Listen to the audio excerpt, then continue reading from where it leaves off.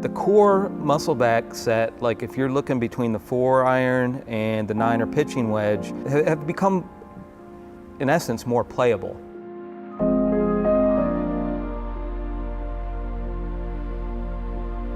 Probably the first thing that you'll notice with the Mizuno Pro 241 is that we've reconfigured the muscle back portion. It follows this more kind of like a truncated triangle shape, and that was done to focus more material behind impact.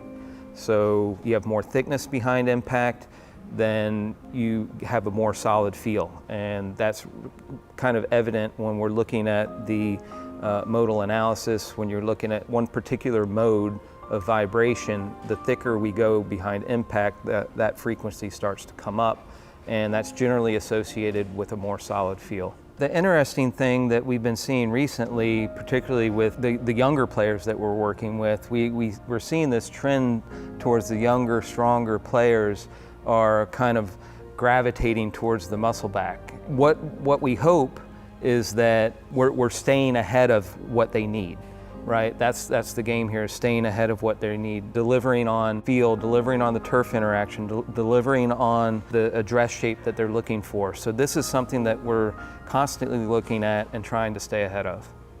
When a better player, elite player, are making their choice, do I play a muscle back or do I play a shallow cavity or maybe even something a little bit bigger? Usually when they're going for the muscle back, they tend to be looking for more versatility.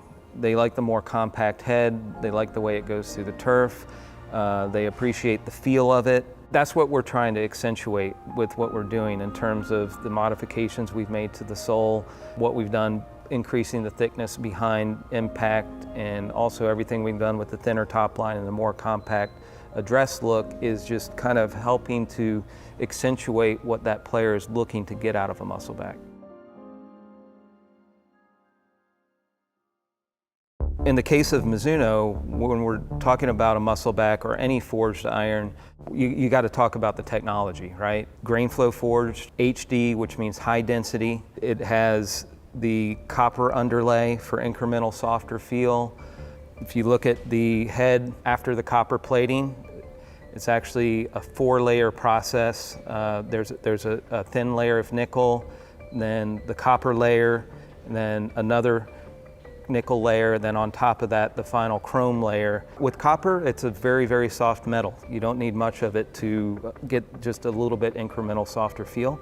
And if you go back a little bit further and you're looking at what we call the drop, this is the final drop after it's gone through each process, the primary forging, the precision forging, removing the flash meat. You can see that it's very nearly identical to the final product, right? And that's one of the strengths of Chiyokoyo is their ability to basically capture exactly what we want in terms of the final product data. Like getting those so close that it needs minimal finishing to get to exactly what the designer was looking for. If you go back 5-10 years, you probably saw less muscle back usage out on tour. But the way things have evolved recently is you're definitely seeing less 2 and 3 irons that are muscle backs, and maybe even 4 irons. You're seeing maybe less on the pitching wedge side too. That might be more of a specialty wedge. But the core muscle back set, like if you're looking between the 4 iron and the 9 or pitching wedge, have become in essence more playable through optimization, really. With every generation or every model, we're getting further and further optimized. And then there's other things you can do in the long iron area, right, to make the set work.